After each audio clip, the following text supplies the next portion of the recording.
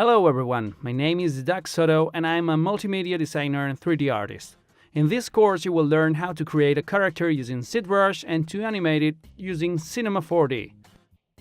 Since this course is intended for 3D professionals in order for them to extend their knowledge, you will learn how to easily model a character, add color to it, and you'll find out how to generate the UV coordinates for the model using ZBrush and its plugin UV Master.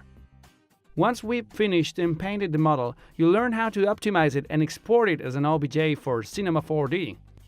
Then, using Cinema 4D, we'll do an initiation on rigging the character, which is creating bones in the model as to speak, in order to animate it afterwards and simulate its movement.